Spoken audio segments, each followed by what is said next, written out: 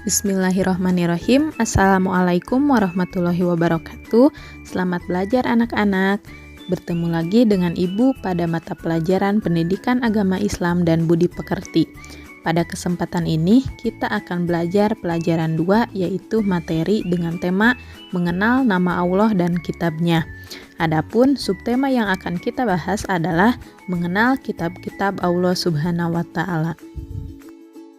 Sebelum pelajaran dimulai, mari kita berdoa terlebih dahulu dan ingat, tetap menjaga protokol kesehatan seperti mencuci tangan, memakai masker, menjaga jarak, dan hindari kerumunan. Ingat, manjada wajada, barang siapa yang bersungguh-sungguh maka ia akan mendapat hasil. Jadi, kita ketika sedang belajar harus bersungguh-sungguh supaya ilmu yang didapatkan akan bermanfaat. Langsung saja kita bahas ke materi yang pertama. Perintah beriman kepada kitab-kitab Allah Subhanahu wa Ta'ala terdapat dalam Quran Surat An-Nisa ayat 136, yang artinya, wahai orang-orang yang beriman, tetaplah beriman kepada Allah dan Rasul-Nya Muhammad dan kepada kitab Al-Quran yang diturunkan kepada Rasul-Nya, serta kitab yang diturunkan sebelumnya.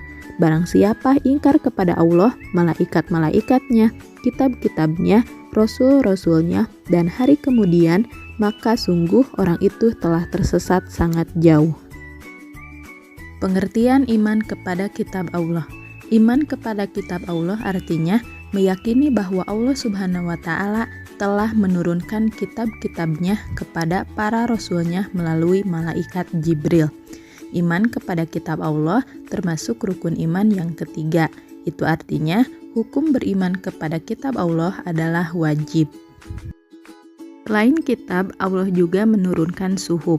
Suhuf merupakan lembaran-lembaran wahyu Allah Subhanahu wa Ta'ala yang diturunkan kepada para nabi yang berisi tentang zikir, nasihat-nasihat, dan pujian-pujian.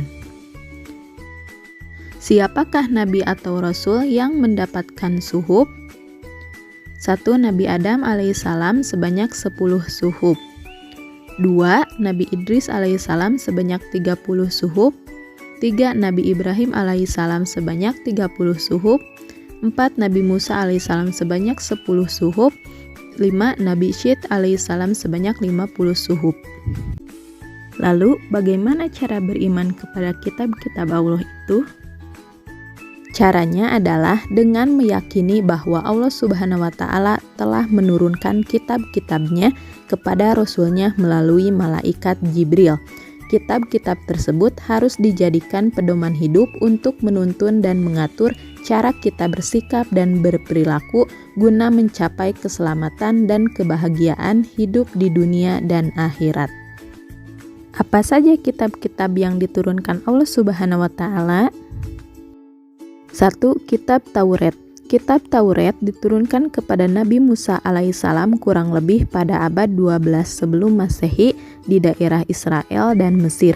Kitab Taurat menggunakan bahasa Ibrani. Yang kedua, Kitab Zabur.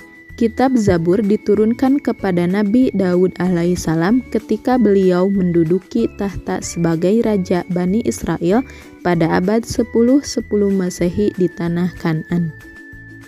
Yang ketiga, Kitab Injil. Kitab Injil diturunkan kepada Nabi Isa alaihissalam pada sekitar abad 1 Masehi di daerah Yerusalem.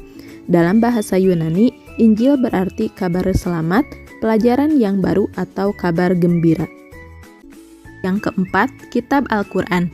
Kitab Al-Quran mulai diturunkan kepada Nabi Muhammad SAW pada abad 6 Masehi di Mekah. Peristiwa turunnya Al-Quran atau dikenal dengan Nuzulul Quran terjadi pertama kali ketika Nabi Muhammad menyendiri di Gua Hira, Mekah.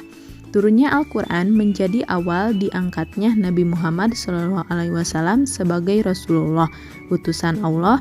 Usia beliau saat itu genap 40 tahun. Ayat yang pertama kali diturunkan adalah Quran Surat Al-Alaq ayat 1-5 dan yang terakhir diturunkan adalah Quran Surat Al-Maidah ayat 3. Al-Quran terdiri dari 114 surat, terbagi dalam 30 juz dan 6.236 ayat. Al-Quran diwahyukan selama 22 tahun, 2 bulan, dan 22 hari di 2 kota, yaitu Mekah dan Madinah. Al-Quran penyempurna seluruh hukum-hukum Allah Subhanahu wa Ta'ala yang terdapat dalam kitab-kitab yang diturunkan sebelumnya. Ia diturunkan untuk seluruh umat manusia sebagai rahmat bagi semesta alam, atau disebut juga rahmatan lil alamin. Sekian pembelajaran hari ini, tetap semangat dan selalu menjaga kesehatan. Selamat berjumpa kembali di pelajaran selanjutnya. Wassalamualaikum warahmatullahi wabarakatuh.